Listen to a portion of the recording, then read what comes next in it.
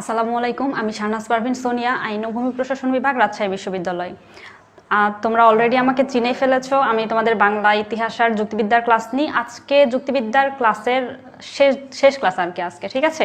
তো আজকের ক্লাসে আমরা দুইটা চ্যাপ্টার পড়বো, যেটা তোমরা অলরেডি এখানে দেখতেই পাচ্ছ, যে চতুর্থ আর ষষ্ঠ অধ্যায়, ঠিক আছে? যুক্তিবিদ্যার দ্বিতীয় পত্রের চতুর্থ আর ষষ্ঠ অধ্যায় আমরা পড়বো। তো পড়া শুরু করার আগে তোমরা সবাই জয়েন হয়ে যাও আর ফ্রেন্ডদেরকে মেনশন দাও, প্লাস ভিডিওটা শেয়ার করে দাও, যাতে সবাই একসাথে লাস্ট ক্লাসটা করতে পারো, ঠিক আছে? এখন প্রশ্ন দেখো, জানালার কাঁচ ভাঙা দেখে আমি ব্যাখ্যার জন্য একটি ধারণা গঠন করি যে কেউ হয়তো ঢিল ছুঁড়ে কাঁচটি ভেঙে দিয়েছে। একে আমরা কি বলবো? আমরা দেখলাম যে জানালার কাঁচ ভাঙা আছে, এখন এইটা দেখে আমরা হচ্ছে কি ব্যাখ্যার জন্য একটা ধারণা গঠন করি যে কেউ হয়তো ঢিল ছুঁড়ে কাঁচটি ভেঙে দিয়েছে। অলরেডি উত্তরটা চলে এসেছিল, তার জন্য দুঃখিত। আচ্ছা, কাঁচটি ভেঙে দিয়েছে, একে আমরা কি বলবো? অপশনগুলো দেখো, পরীক্ষামূলক সমর্থন, খ নাম্বার নিরীক্ষণ, গ নাম্বার আনুমানিক ধারণা, নাকি ঘ নাম্বার পরীক্ষণ। জানালার কাঁচ ভাঙা দেখে আমি যখন ব্যাখ্যার জন্য একটা ধারণা গঠন করি যে কেউ হয়তো ঢিল ছুঁড়ে কাঁচটা ভেঙে দিয়েছে, একে আমরা তখন বলবো যে আনুমানিক ধারণা, ঠিক আছে? 2 নম্বর প্রশ্নটা দেখো। 2 নম্বর প্রশ্ন বলছে যে বাস্তব জীবনের সমস্যা সমাধানের জন্য আমরা প্রাথমিকভাবে কিসের উপর ভিত্তি করে অগ্রসর হই? এটার উত্তর আশা করি আগে আসবে না, তোমরা উত্তরটা দিলে তারপর উত্তরটা দেখাবো, ঠিক আছে? যে বাস্তব জীবনের সমস্যা সমাধানের জন্য আমরা প্রাথমিকভাবে কিসের উপর ভিত্তি করে অগ্রসর হই? অপশন দেখো, অভিজ্ঞতার উপর, প্রকল্পের উপর, সিদ্ধান্তের উপর, নাকি ঘটনার সত্যতার উপর। প্রকল্প কাকে বলে মেইনলি বলো তো? যখন আমরা পর্যাপ্ত প্রমাণ ছাড়া কোনো ঘটনা বা বিষয় সম্পর্কে সম্ভাবনা বা আনুমানিক ধারণা গ্রহণ করি এবং কি ওই ধারণা থেকে বাস্তব সত্যের দ্বারা সমর্থিত কোনো সিদ্ধান্তকে সত্য বলে প্রমাণ করা যায়, তখন সেটাকে কি বলে? প্রকল্প বা হাইপোথেসিস বলে। ইংরেজি হচ্ছে কি হাইপোথেসিস। তো এখন আমরা যেহেতু কি অনুমান করছি, প্রাথমিকভাবে কিসের উপর ভিত্তি করি যে বাস্তব জীবনের সমস্যা সমাধানের জন্য আমরা কি প্রাথমিকভাবে কিসের উপর ভিত্তি করে অগ্রসর হই? প্রকল্পের উপর ভিত্তি করে, ঠিক আছে? আচ্ছা, প্রকল্পের সংজ্ঞাটা একটু পড়ে নিও তোমরা। নেক্সট কোশ্চেন আমরা চলে যাই। দেখো এটার উত্তর, আচ্ছা উত্তর অ্যাকচুয়ালি হবে প্রকল্প, এর জন্য আমি প্রকল্পের সংজ্ঞাটা দিলাম যে বাস্তব জীবনে কি বাস্তব জীবনের সমস্যা সমাধানের জন্য আমরা প্রাথমিকভাবে কিসের উপর ভিত্তি করে অগ্রসর হই? প্রকল্পের উপর ভিত্তি করে, ঠিক আছে? নেক্সট কোশ্চেন আমরা চলে যাব 3 নাম্বার কোশ্চেনে। দেখো 3 নাম্বার কোশ্চেন কি বলছে যে বৈজ্ঞানিক গবেষণা শুরু হয় কিভাবে? বৈজ্ঞানিক গবেষণা শুরু হয় কিভাবে? কার্যের মাধ্যমে, কারণের মাধ্যমে, প্রকল্প গঠনের মাধ্যমে, নাকি অপনয়নের মাধ্যমে? দেখো 3 নাম্বারটার উত্তরটা দেখো কি হবে। বৈজ্ঞানিক গবেষণা শুরু হয় কিভাবে? প্রকল্প গঠনের মাধ্যমে, ঠিক আছে? বৈজ্ঞানিক গবেষণা শুরু হয় কিসের মাধ্যমে? প্রকল্প গঠনের মাধ্যমে। তোমরা বেশিরভাগের উত্তর ঠিক আছে, আর এখন আসলে কারো উত্তরই ভুল হওয়ার কথা না, কারণ কয়েকদিন পর পরীক্ষা, তো তোমাদের প্রিপারেশন এখন মোটামুটি অ্যাকচুয়ালি ভালো। তোমাদের অনেকবার রিভাইজও আশা করি হয়ে গেছে, তো এখন আর প্রশ্নের উত্তর আসলে ভুল করার কোনো চান্সই নাই, তাই না? আচ্ছা, নেক্সট কোশ্চেন দেখো 4 নাম্বার প্রশ্ন কি বলছে দেখো, প্রকল্প আরোহ অনুসন্ধানের কোন স্তর? প্রকল্প আরোহ অনুসন্ধানের কোন স্তর? প্রাথমিক, সর্বশেষ, সহযোগী, নাকি মধ্যবর্তী? উত্তরটা কি হবে? প্রকল্প আরোহ অনুসন্ধানের কোন স্তর? এটা অ্যাকচুয়ালি প্রাথমিক স্তরই হবে, মধ্যবর্তী স্তর এটা ভুল অ্যান্সারটা দেওয়া আছে, ঠিক আছে? প্রকল্প আরোহ অনুসন্ধানের প্রাথমিক স্তর, এখানে অ্যান্সারটা একটু ভুল দেওয়া আছে, এটা হচ্ছে প্রাথমিক স্তরই হবে। নেক্সট কোশ্চেন আমরা চলে যাই। দেখো 5 নাম্বার, প্রকল্পের ক্ষেত্রে আনুমানিক কারণকে কোন প্রক্রিয়ায় সিদ্ধান্ত গ্রহণ করা হয়? প্রকল্পের ক্ষেত্রে আনুমানিক কারণকে কোন প্রক্রিয়ায় সিদ্ধান্ত গ্রহণ করা হয়? 5 নাম্বার প্রশ্নটা দেখো, প্রকল্পের ক্ষেত্রে আনুমানিক কারণকে কোন প্রক্রিয়ায় সিদ্ধান্ত গ্রহণ করা হয়? ক নাম্বার হচ্ছে আরোহাত্মক, খ নাম্বার অবরোহাত্মক, ক নাম্বার অপনয়ন, নাকি ঘ নাম্বার ব্যতিরেকী? কোনটা? উত্তরটা তাহলে আমরা দেখে নিই। দেখো যে প্রকল্পের ক্ষেত্রে আনুমানিক কারণকে কোন প্রক্রিয়ায় সিদ্ধান্ত গ্রহণ করা হয়? আরোহাত্মক, ঠিক আছে? তোমাদের সবার উত্তরটা কি হয়েছে? সঠিক হয়েছে। 5 নাম্বারের কি হবে? ক হবে। নেক্সট প্রশ্নে আমরা চলে যাই। দেখো 6 নাম্বার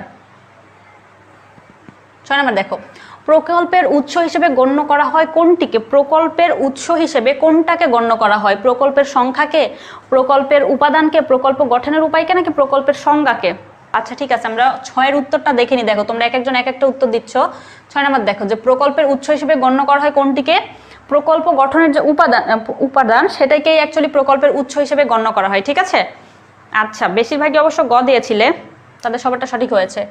7 নাম্বার দেখো, 7 নাম্বার প্রশ্ন কি বলছে দেখো, ঘটনা নিরীক্ষণ করা হয় প্রকল্পের কোন স্তরে?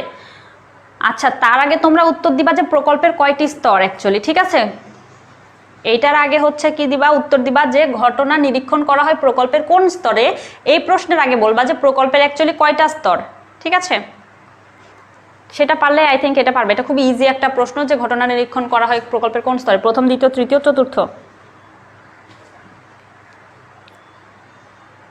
7 নম্বরটার উত্তরটা দিয়ে যাও যে ঘটনা নিরীক্ষণ করা হয় প্রকল্পের কোন স্তরে। এটা খুবই ইজি একটা প্রশ্ন। ঘটনা নিরীক্ষণ করা হয় প্রকল্পের প্রথম স্তরে। তোমরা বেশিরভাগই বলেছো যে হচ্ছে কি বলে 4টা স্তর বলেছো। 8 নম্বর প্রশ্নে আছি আমরা। দেখো প্রকল্পের কোন স্তরে আনুমানিক ধারণা গঠন করা হয়, প্রথম, দ্বিতীয়, তৃতীয়, চতুর্থ। চলি 8-এর কি হবে বলো তো? 8-এর ক্ষয়ই হবে যে প্রকল্পের কোন স্তরে আনুমানিক ধারণা গঠন করা হয়, দ্বিতীয় স্তরে, ঠিক আছে? এটা হচ্ছে দ্বিতীয় স্তর, তৃতীয় হচ্ছে সিদ্ধান্ত, আর মেবি সিদ্ধান্ত যাচাইকরণ। 9 নম্বর প্রশ্ন দেখো কি বলছে, কোনো ঘটনা ব্যাখ্যা দেওয়ার জন্য যে সাময়িক প্রকল্প নেওয়া হয় তাকে কি বলে? এটাও ইজি, মানে আমার ধারণা তোমাদের সবার কাছেই মেবি প্রথম পত্রের থেকে দ্বিতীয় পত্র বেশি ইজি লাগে যুক্তিবিদ্যা, তাই না? কোনো ঘটনা ব্যাখ্যা দেওয়ার জন্য যে সাময়িক প্রকল্প নেওয়া হয় তাকে কি বলে? উত্তরটা কি হবে দেখো তো? ওইটা হচ্ছে অ্যাকচুয়ালি কাজ চালানো প্রকল্প। কাজ চালানো প্রকল্প অ্যাকচুয়ালি কাকে বলে বলো তো? যে কোনো অভিনব ঘটনাকে ব্যাখ্যা দেওয়ার জন্য কোনো বৈধ প্রকল্পের অভাবে আমরা যখন কি সাময়িক, মানে কাজ চালানোর জন্য সাময়িকভাবে যে প্রকল্প পরিকল্পনা করি, গ্রহণ করি, তখন সেটাকে বলে কাজ চালানো প্রকল্প, ঠিক আছে? তো এখানে তাই বলছে যে কোনো ঘটনা ব্যাখ্যা দেওয়ার জন্য যে সাময়িক প্রকল্প নেওয়া হয় সেটা হচ্ছে কাজ চালানো প্রকল্প। 10 নম্বর প্রশ্নে চলে যাই আমরা। 10 নম্বর প্রশ্ন দেখো কি বলছে, একটা উদ্দীপক দেওয়া আছে এখানে, ঠিক আছে? উদ্দীপকটা দেখে তোমাকে প্রশ্নটার উত্তর করতে হবে। দেখো উদ্দীপক কি বলছে, যে তমাল নিয়মিত কলেজে ক্লাস করেছে, যে কোনো সমস্যায় শিক্ষকগণের পরামর্শ নিয়েছে এবং বাড়িতেও পড়ালেখায় যথেষ্ট সময় দিয়েছে। তার মানে বোঝা যাচ্ছে তমাল একটা ভালো স্টুডেন্ট, তাই না? আচ্ছা, তারপরে দেখো কিন্তু পরীক্ষায় ফেল করেছে। আচ্ছা দেখো, ভালো স্টুডেন্ট হওয়া সত্ত্বেও কি করেছে? তমাল পরীক্ষায় ফেল করেছে। এটা খুবই ডিস্টার্বিং একটা বিষয়। আচ্ছা, তার বন্ধুরা বললো তমাল অধিক পড়ালেখার কারণে ফেল করেছে। আচ্ছা, অধিক পড়ালেখা করার কারণে কি কেউ কখনো ফেল করে? তোমরা বলো তো দেখি, যে বেশি পড়ালেখা করার কারণে কেউ কখনো ফেল করে? এখন প্রশ্নটা হচ্ছে দেখো, যে তমালের বন্ধুদের গৃহীত প্রকল্পটি হলো, মানে তমালের বন্ধুরা যে প্রকল্পটা গ্রহণ করলো, যে কি বললো যে তমাল অধিক পড়ালেখা করার কারণে কি করেছে? ফেল করেছে। তো তমালের বন্ধুদের গৃহীত প্রকল্পটা কি প্রকল্প? অ্যাকচুয়ালি ওদের যেই নেওয়া প্রকল্পটা ছিল ওটা কি ছিল? সুনির্দিষ্ট প্রকল্প ছিল, বাস্তব প্রকল্প ছিল, আত্মবিরোধী প্রকল্প ছিল, নাকি অবৈধ প্রকল্প ছিল বলো তো? উত্তরটা দেখো, যে এই যে তমালের বন্ধুদের গৃহীত যে প্রকল্পটা সেটা অ্যাকচুয়ালি আত্মবিরোধী। দেখো, একজন পড়াশোনা করেছে আবার ফেল করেছে, অধিক পড়াশোনার ফলে ফেল করেছে, এটা কি আত্মবিরোধী একটা কথা না? তো এটা কি? এটা হচ্ছে আত্মবিরোধী প্রকল্প, ঠিক আছে? নেক্সট কোশ্চেনে আমরা চলে যাব। দেখো, আচ্ছা নেক্সট কোশ্চেন দেখো কি বলছে, 11 নাম্বার। সেম উদ্দীপক থেকেই 11 নম্বর প্রশ্ন দেখো কি বলছে, যে উদ্দীপকের প্রকল্পটি কেন গ্রহণযোগ্য নয়? যেই প্রকল্পটা তমালের বন্ধুরা দিয়েছে ওই প্রকল্পটা কেন গ্রহণযোগ্য নয়? এটার কারণটা কি? দেখো, স্ববিরোধিতার জন্য, খ নাম্বার অপর্যাপ্ততার জন্য, গ নাম্বার বলছে অস্পষ্টতার জন্য, নাকি ঘ নাম্বার অপ্রাসঙ্গিকতার জন্য? এর আগেরটার উত্তর যারা সঠিক দিয়েছো বা এর আগেরটার উত্তর যারা অ্যাটলিস্ট শুনেছো মনোযোগ দেয়, আশা করি এটা তোমরা সবাই পারো। আচ্ছা, উত্তরটা দেখে নাও। দেখো, উদ্দীপকের প্রকল্পটি কেন গ্রহণযোগ্য না? এটা অ্যাকচুয়ালি স্ববিরোধিতার জন্য। দেখো, একজন অধিক পড়াশোনা করছে, ঠিক আছে, ভালো করে পড়াশোনা করছে, ঠিক আছে, তারপরেও কি করছে? সে ফেল করছে। এটা একটা স্ববিরোধী প্রকল্প না? নর্মালি আমরা কি জানি, যে কেউ যদি ভালো পড়াশোনা করে তাহলে সে পাস করবে বা ভালো রেজাল্ট করবে, বাট বেশি পড়াশোনা করেছে যার ফলে তারপরে আবার কি সে ফেল করেছে। তখন তমালের বন্ধুরা বলেছে যে কি, সে অধিক পড়ালেখার কারণে ফেল করেছে। তো এটা অ্যাকচুয়ালি স্ববিরোধী একটা প্রকল্প, ঠিক আছে? তো এইটা প্রকল্পটি গ্রহণযোগ্য নয় এই যে স্ববিরোধিতার জন্য, ঠিক আছে? আচ্ছা আচ্ছা 12 নাম্বার দেখো। 12 নম্বর দেখো কি বলছে, প্রকল্পকে 3 শ্রেণীতে ভাগ করেছেন কে? এখানটা এটা একটা মুখস্থের বিষয়। দেখো যে কি বলছে, প্রকল্পকে 3 শ্রেণীতে ভাগ করেছেন নিচের কোন ব্যক্তি? ঠিক আছে, ক নাম্বার বলছে মিল, খ নাম্বার বলছে ওয়েলটন, গ নাম্বার বলছে বেকন, আর ঘ নাম্বার বলছে কার্ভেথ রিড। এটার উত্তরটা দেখে নাও তোমরা, এক একজন এক একটা উত্তর দিচ্ছ। দেখো, প্রকল্পকে 3 শ্রেণীতে ভাগ করেছেন কার্ভেথ রিড, ঠিক আছে? আচ্ছা, প্রকল্পকে 3 শ্রেণীতে কে ভাগ করেছেন? কার্ভেথ রিড। আচ্ছা, কয়েকজন দিয়েছো ঘ। নেক্সট কোশ্চেন আমরা চলে যাই। দেখো 13 নাম্বার, কোনো ঘটনা কার দ্বারা সংঘটিত হয়েছে তা জানার জন্য কোন প্রকল্প গ্রহণ করতে হয়? কোনো ঘটনা কার দ্বারা সংঘটিত হয়েছে এইটা জানার জন্য আমরা কোন প্রকল্পটা গ্রহণ করি বলো তো? ক নাম্বার দেখো, কর্ম সংক্রান্ত প্রকল্প, সরি, কর্তা সংক্রান্ত প্রকল্প, নিয়ম সংক্রান্ত প্রকল্প, নাকি বস্তু সংক্রান্ত প্রকল্প? কোনটা? এটাতে কেউ উল্টাপাল্টা অ্যান্সার দাওনি। দেখো দেখো কোনো ঘটনা কার দ্বারা সংঘটিত হয়েছে, এটা অ্যাকচুয়ালি কর্তা সংক্রান্ত প্রকল্প, তাই না? কার দ্বারা, এটা দেখে আমরা বুঝতে পারি যে কি কর্তা সংক্রান্ত, ঠিক আছে। আচ্ছা নেক্সট কোশ্চেন দেখো 14 নাম্বার। 14 নাম্বার কি বলছে দেখো, কারণ সংক্রান্ত প্রকল্পকে কি বলে? কারণ সংক্রান্ত প্রকল্পকে কি বলে? 14 নম্বর প্রশ্ন দেখো যে কারণ সংক্রান্ত প্রকল্পকে কি বলে? ক নাম্বার ব্যাখ্যামূলক প্রকল্প, খ নাম্বার যাচাইমূলক প্রকল্প, গ নাম্বার বলছে বাস্তব প্রকল্প, নাকি ঘ নাম্বার বলছে নিরীক্ষণমূলক প্রকল্প, কোনটা?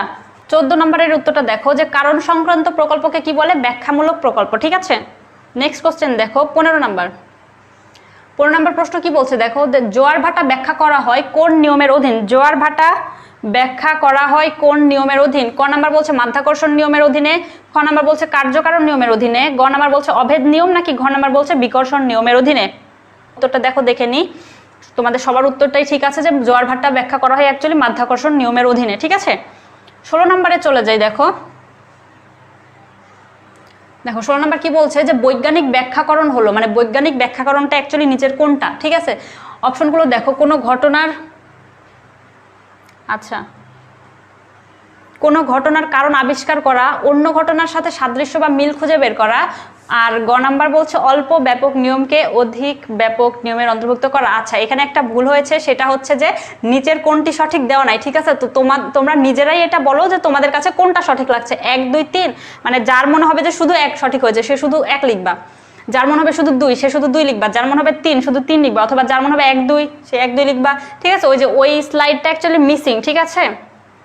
যে বৈজ্ঞানিক ব্যাখ্যাকরণ হলো কোন ঘটনার কারণ আবিষ্কার করা, অন্য ঘটনার সাথে সাদৃশ্য বা মিল খুঁজে বের করা, অল্প ব্যাপক নিয়মকে অধিক ব্যাপক নিয়মের অন্তর্ভুক্ত করা, কোনটা হবে? দেখো 16 নম্বরের অ্যান্সারটা অ্যাকচুয়ালি হবে 3টাই, ঠিক আছে। বৈজ্ঞানিক ব্যাখ্যাকরণ 3টাই হবে, ঠিক আছে। যে অল্প ব্যাপক নিয়মকে অধিক ব্যাপক নিয়মের অন্তর্ভুক্ত করা, এটাও কি বৈজ্ঞানিক ব্যাখ্যাকরণেরই একটা কারণ, ঠিক আছে। তোমরা বইটা বের করো, বইটা বের করে এটা দেখো যে এইটাও আছে, ঠিক আছে। 3টাই হবে দেখো, কোনো ঘটনার কারণ আবিষ্কার করা, কোনো ঘটনার সাথে সাদৃশ্য বা মিল খুঁজে বের করা, আর হচ্ছে অল্প ব্যাপক নিয়মকে কি অধিক ব্যাপক নিয়মের অন্তর্ভুক্ত করা, 3টাই। ওলা বিবি ভর করে বলে মানুষ কলেরা রোগে আক্রান্ত হয়, এটি কোন ধরনের ব্যাখ্যা? দেখো ওলা বিবি কি বলো তো, মানে গ্রামের মানুষজনের যে ভূত টাইপ, জিন ভূত টাইপের যে বিশ্বাস করে ওই রকমই একটা, যে বলে কি যে ওলা বিবি ভর করে বলে মানুষ কলেরা রোগে আক্রান্ত হয়, এটা কি, এটা কোন ধরনের ব্যাখ্যা? এটা আশা করি সবাই পারবা। যে ক নাম্বার দেখো কার্যকারণ সংক্রান্ত, খ নাম্বার বৈজ্ঞানিক, গ নাম্বার লৌকিক, নাকি ঘ নাম্বার অতিরঞ্জিত, কোনটা? উত্তরটা আমি দিয়ে দিই দেখো 17 নাম্বার। দেখো এটার উত্তর হবে অ্যাকচুয়ালি লৌকিক। লৌকিক ব্যাখ্যা কাকে বলে বলো তো? কোনো ঘটনাকে ব্যাখ্যা করতে যখন কোনো অদৃশ্য অপ্রাকৃতিক ও দৈব শক্তির কি সাহায্য নেওয়া হয়, কোনো ঘটনা যখন আমি কি অদৃশ্য অপ্রাকৃতিক বা দৈব শক্তির সাহায্যে করছি ব্যাখ্যা, তখন সেটাকে বলা হয় লৌকিক ব্যাখ্যা, ঠিক আছে। তো এটা যেহেতু ওলা বিবি, এটা কি একটা অদৃশ্য অপ্রাকৃতিক একটা বিষয়, ঠিক আছে। তো এর জন্য এটাকে বলা হচ্ছে কি লৌকিক ব্যাখ্যা, ঠিক আছে। নেক্সট কোশ্চেন দেখো 18 নাম্বার। আচ্ছা এটাতেও সেম ভুল করেছে, দেখো দেশ কাল পাত্রভেদে যে ব্যাখ্যা একই হয়ে থাকে, অর্থাৎ দেশ কাল পাত্র যে তিনোটাতেই কি একটা, এখানকার মধ্যে একটা ব্যাখ্যা আছে যেটা কি সবসময় সেম থাকে, কখনো চেঞ্জ হয় না, ঠিক আছে। তো দেশ কাল পাত্রভেদে যে ব্যাখ্যা একই হয়ে থাকে তাকে বলে কোনটা? বৈজ্ঞানিক ব্যাখ্যা, লৌকিক ব্যাখ্যা, নাকি ব্যক্তিগত ব্যাখ্যা? নিচের কোন ব্যাখ্যাটা দেশ কাল পাত্র সবসময় সেম থাকে? উত্তর দেখি কে কি দাও। 18 নাম্বার। দেখো এটার উত্তরটা অ্যাকচুয়ালি হবে কি বলতো, এটার উত্তর হবে বৈজ্ঞানিক ব্যাখ্যা। এখন দেখো কেন হবে, বৈজ্ঞানিক ব্যাখ্যা অ্যাকচুয়ালি সব জায়গায় সেম, তাই না।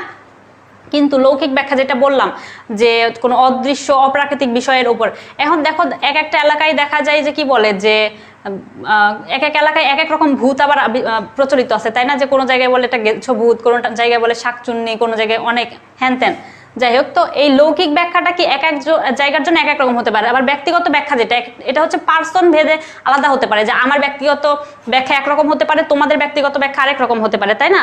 কিন্তু বৈজ্ঞানিক ব্যাখ্যা যেটা, এটা অ্যাকচুয়ালি দেশ কাল পাত্র যেখানে যাও না কেন সব জায়গায় এটা সেম থাকে, ঠিক আছে। এটার উত্তরটা হবে বৈজ্ঞানিক ব্যাখ্যা। এটা গেল 18 নাম্বার। আচ্ছা 19 নাম্বার দেখো, 19 নাম্বার এখানে দেখো একটা উদ্দীপক দেওয়া আছে, উদ্দীপক থেকে উত্তরটা করতে হবে। দেখো এখানে অ্যাকচুয়ালি হবে, আচ্ছা দেখো বিজ্ঞানের ক্লাসে শিক্ষক ছাত্রছাত্রীদের উদ্দেশ্যে বললেন পানি থেকে রাসায়নিক বিক্রিয়ার মাধ্যমে হাইড্রোজেন ও অক্সিজেন উৎপাদন করা যায়। বিজ্ঞানের ক্লাসে শিক্ষক এই কথাটা বললেন।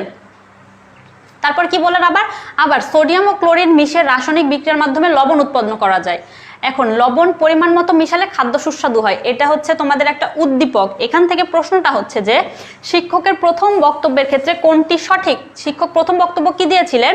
শিক্ষক প্রথমে বলেছিলেন যে পানি থেকে রাসায়নিক বিক্রিয়ার মাধ্যমে হাইড্রোজেন ও অক্সিজেন উৎপাদন করা যায়। এইখানে এই যে এই বক্তব্যটার ক্ষেত্রে কোনটা সঠিক হবে নিচের, যে এই বক্তব্যটা অ্যাকচুয়ালি কি ছিল, বিশ্লেষণধর্মী, অন্তর্ভুক্তি, শৃঙ্খল যোজন নাকি হচ্ছে কার্যকারণ, কোনটা হবে? 19 দেখো, শিক্ষকের প্রথম বক্তব্যের ক্ষেত্রে কোনটি সঠিক, এটা অ্যাকচুয়ালি বিশ্লেষণধর্মী, ঠিক আছে ব্যাখ্যা, ওই কথাটার ক্ষেত্রে অ্যাকচুয়ালি সঠিক হচ্ছে বিশ্লেষণধর্মী। 20 নম্বর কি বলছে দেখো, শিক্ষকের দ্বিতীয় বক্তব্যের ক্ষেত্রে প্রযোজ্য কোনটা?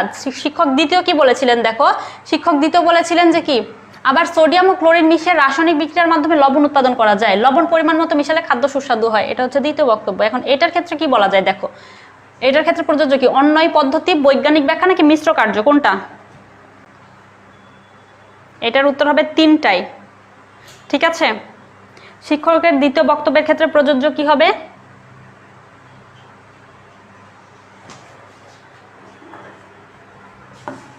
এটা অ্যাকচুয়ালি তিনটাই সঠিক হবে। এটা হচ্ছে অন্যয় পদ্ধতি, বৈজ্ঞানিক ব্যাখ্যা, মিশ্র কার্য, তিনটাই হবে, ঠিক আছে। নেক্সটে আমরা চলে যাই, দেখো 21 নাম্বার।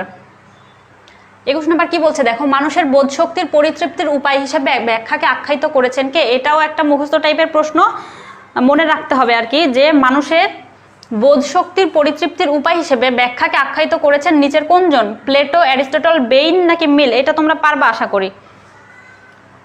মানুষের বোধ শক্তির পরিতৃপ্তির উপায় হিসেবে ব্যাখ্যাকে আখ্যায়িত করেছেন কে? প্লেটো, অ্যারিস্টটল, বেইন নাকি মিল? দেখো, মানুষের বোধ শক্তির এই যে পরিতৃপ্তির উপায় হিসেবে ব্যাখ্যাকে আখ্যায়িত করেছেন অ্যাকচুয়ালি কে? বেইন, ঠিক আছে। আচ্ছা নেক্সট দেখো 22 নাম্বার, ক্লাসের শেষের দিকে চলে এসেছি আমরা। দেখো, ব্যাখ্যার প্রাসঙ্গিকতা নির্ণয়ের মাধ্যম কোনটি? ব্যাখ্যার প্রাসঙ্গিকতা নির্ণয়ের মাধ্যম কয়টি? ঠিক আছে, ব্যাখ্যার প্রাসঙ্গিকতা নির্ণয়ের মাধ্যম কয়টি? 2, 3, 4, 5। ব্যাখ্যার প্রাসঙ্গিকতা নির্ণয়ের মাধ্যম কয়টি? 2টি, 3টি, 4টি নাকি 5টি? 22 নম্বরের উত্তরটা দিয়ে দাও। ব্যাখ্যার প্রাসঙ্গিকতা নির্ণয়ের মাধ্যম অ্যাকচুয়ালি 2টি। কি কি মাধ্যম বলো তো? নেক্সট কোশ্চেন আমরা চলে যাই। দেখো 23 নাম্বার, প্রাসঙ্গিক ব্যাখ্যার ভিত্তিমূলে কাজ করে কোনটি? প্রাসঙ্গিক ব্যাখ্যার, এগুলো যা এখন ছোট ছোট প্রশ্ন, জ্ঞানমূলক প্রশ্ন, সবগুলো তোমরা পারবা আশা করি, উত্তরগুলো তাড়াতাড়ি দিতে থাকবা, ঠিক আছে। দেখো, প্রাসঙ্গিক ব্যাখ্যার ভিত্তিমূলে কাজ করে কোনটি? তথ্য, উপাত্ত, নির্বিচার বিশ্বাস, অলৌকিকত্ব নাকি অপ্রাসঙ্গিকতা? প্রাসঙ্গিক ব্যাখ্যার ভিত্তিমূলে কাজ করে কোনটি? তথ্য ও উপাত্ত, নির্বিচার বিশ্বাস নাকি অলৌকিক তত্ত্ব নাকি অপ্রাসঙ্গিকতা? উত্তরটা দেখে নি। দেখো 23 নাম্বার, প্রাসঙ্গিক ব্যাখ্যার ভিত্তিমূলে কাজ করে কোনটি? এটা হচ্ছে তথ্য, উপাত্ত। তোমাদের সবারটা সঠিক হয়েছে, ঠিক আছে। আচ্ছা নেক্সট দেখো, এটা কত গেল? 23। 24 নাম্বার দেখো, ব্যাখ্যার প্রাথমিক অবস্থা কিরূপ হয়? ব্যাখ্যার প্রাথমিক অবস্থা কেমন হয়? ঠিক আছে, অনুমানমূলক হয়, অলৌকিক হয় নাকি নিরীক্ষণমূলক হয় নাকি পরীক্ষণমূলক হয়? ব্যাখ্যার প্রাথমিক অবস্থা কিরূপ হয়? অ্যাকচুয়ালি ব্যাখ্যার প্রাথমিক অবস্থা হয় কি? অনুমানমূলক, ঠিক আছে। এখন একটা প্রশ্ন দেখো, এটা একটু ব্যাখ্যামূলক প্রশ্ন। এটা দেখো, যে ভালো বৃষ্টিপাতে মানুষের সমৃদ্ধি, এটাকে বলা হয়, ভালো বৃষ্টিপাতে মানুষের সমৃদ্ধি, এটাকে কি বলা হয়? দেখো, বিশ্লেষণ বলা হয়, শৃঙ্খল যোজন বলা হয় নাকি অন্তর্ভুক্তি বলা হয়? এটার উত্তরটা দিতে থাকো, আমি দেখি কে কে কমেন্ট করছো, ঠিক আছে। কাজটা যে দূরবর্তী কারণের নিকটবর্তী ফল, তা হচ্ছে কি? শৃঙ্খল যোজন, ঠিক আছে। এখন দেখো, এইটা যেটা প্রশ্ন, যে ভালো বৃষ্টিপাতে মানুষের সমৃদ্ধি, এটা অ্যাকচুয়ালি কেন শৃঙ্খল যোজন হলো? এখন দেখো, নর্মালি ধরা হয় যে পর্যাপ্ত বৃষ্টিপাত হলে কি হয়? শস্য ভালো হয়, ঠিক আছে। তাহলে তার মানে কি, পর্যাপ্ত বৃষ্টি হলে কি হবে? শস্য ভালো হবে। আর শস্য ভালো হলে কি হবে? দেশের সমৃদ্ধি হবে, তাই না? তো এখানে সেই লাইনটা দেওয়া আছে যে ভালো বৃষ্টিপাতে মানুষের সমৃদ্ধি, দেশের সমৃদ্ধি মানে মানুষের সমৃদ্ধি। আচ্ছা, এখানে দেখো, পর্যাপ্ত বৃষ্টি আর কি দেশের সমৃদ্ধি, এর মধ্যবর্তী ধাপ বা পর্যায়ে কি ছিল বলো তো? ভালো শস্য ছিল। যে ভালো বৃষ্টি হলে, মানে পর্যাপ্ত বা ভালো বৃষ্টি হলে কি হবে? শস্য ভালো হবে। তখন শস্য যখন ভালো হবে, তখন কি দেশের বা মানুষের সমৃদ্ধি হবে। এখন দেখো, এখান থেকে মাঝখানের যে শস্য ভালো হবে ওইটা দেয়নি, এখানে জাস্ট বলেছে যে ভালো বৃষ্টিপাতে মানুষের সমৃদ্ধি। এখন এই যে ভালো বৃষ্টিপাতে মানুষের সমৃদ্ধি, এর মাঝের আরেকটা ধাপ ছিল, সেটা কি? ভালো বৃষ্টিপাতে ভালো শস্য হবে, অ্যান্ড ভালো শস্য হলে মানুষের সমৃদ্ধি হবে বা দেশের সমৃদ্ধি হবে। এই যে মাঝখানের একটা ধাপ ছিল, তো এর জন্যই বলা যায় যে কি ভালো বৃষ্টিপাতে মানুষের সমৃদ্ধি, এটা হচ্ছে শৃঙ্খল যোজন। ঠিক আছে, এটাই হচ্ছে তোমার এই অ্যান্সারটার ব্যাখ্যা, যে শৃঙ্খল যোজন কি অনেক দূরবর্তী একটা কাজের নিকটবর্তী আর কি ফল। আচ্ছা শেষ নাকি? আচ্ছা আচ্ছা, তুমি সবুর খান জিজ্ঞেস করছো যে বাংলা ক্লাস কবে? আচ্ছা, বাংলা ক্লাস খুবই তাড়াতাড়ি। ফাহমিদা সরণি বলছে পয়লা লাভ। আচ্ছা, তোমাদের সবাইকে আমি অনেক ভালোবাসি, তোমরা অনেক অনেক ভালো। মাহফুজা খান বলছো আপনার সাথে একটু আচ্ছা, যার যার আমার সাথে কথা বলার ইচ্ছা আছে তারা হচ্ছে আমাদের পেজে নক দিবা, ঠিক আছে? তাহলে আমি তোমাদের মেসেজটা, ইভেন এখনো যদি তোমরা পেজে নক দাও আমি তোমাদের পেজে মেসেজটা চেক করব। আচ্ছা, রাব্বানি খান বলছো আমি তোমার মামাতো বোনের মতো দেখতে এবং তার নামও সোনিয়া। আচ্ছা, তাহলে আমি তোমার মামাতো বোন হয়ে গেলাম একদিক থেকে, তাই না? আচ্ছা, তাহলে এই ছিল মোটামুটি আজকে আমাদের ক্লাস। আজকে আমাদের ক্লাসটা খুব সংক্ষিপ্ত ছিল, লাস্ট ক্লাস ছিল বাট সংক্ষিপ্ত ছিল। তোমাদের কারো যদি যুক্তিবিদ্যা প্রথম বা দ্বিতীয় পত্রে কোনো সমস্যা থেকে থাকে তোমরা পেজে বা গ্রুপে সেটা জানাতে পারো আমাদেরকে, সেই অনুযায়ী আমরা স্টেপ নিতে পারি ফার্দার। আর তোমরা হচ্ছে ক্লাসটা শেষ হয়ে গেলে অবশ্যই ক্লাসটা শেয়ার করে দিও। তোমাদের আমার সাথে আর 2টা ক্লাসই আছে, বাংলা আর ইতিহাসে, তো আশা করি তোমরা সেই 2টা ক্লাসে থাকবা। আর ইংলিশ ক্লাস কবে জিজ্ঞেস করছে? আচ্ছা ঠিক আছে, আশা করি সেই ক্লাসেও থাকবা। আর আজকের ক্লাসে তোমরা ভালো করে পরীক্ষা দাও, যুক্তিবিদ্যার ক্লাস যেহেতু আর হবে না, তো যুক্তিবিদ্যার ক্লাসটা তোমরা একটু, যুক্তিবিদ্যার পরীক্ষাটা ভালো করে দিও। এই কয়দিনে একটু দেখো তোমাদের কোনো সমস্যা আছে কিনা, যদি আমাদের পক্ষে সম্ভব হয় ক্লাস নাও তাহলে আমরা নিব ক্লাস, তোমাদের যদি বেশি সমস্যা থাকে তাহলে, ঠিক আছে? আর ক্লাসটা কেমন লাগলো অবশ্যই কমেন্ট করে জানাবে। আর যারা আমার সাথে কথা বলতে চাও, দরকার যাদের, তারা পেজে, এই যে ভিডিওটা শেষ হলে পেজে হচ্ছে মেসেজ দিতে পারো, ঠিক আছে? আমি এখনই তোমাদের মেসেজটা দেখছি। আর কি, ভালো থাকো সবাই, ভালোভাবে পরীক্ষা দাও। আজকের ক্লাসটা এই পর্যন্তই, আল্লাহ হাফেজ।